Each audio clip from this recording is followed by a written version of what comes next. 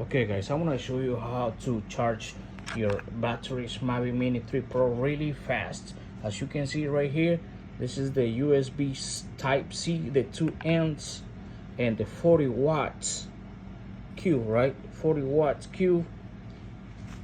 This one right here is really slow right here.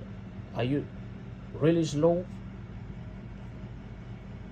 And use this one really fast. Okay, I got it plugged in now, batteries with a 40 watts. We're gonna see right now how it works. Let's see. All right,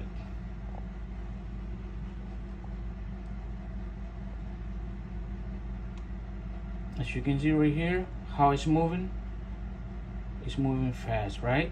Let's try the other one and see how it. All right, I got this one now right here. Let's see how it works. Okay, as you can see right here, that now is moving kind of slow, right? And this is like 24, I think it's 24 watts, and it's still moving slow. All right, thanks for watching.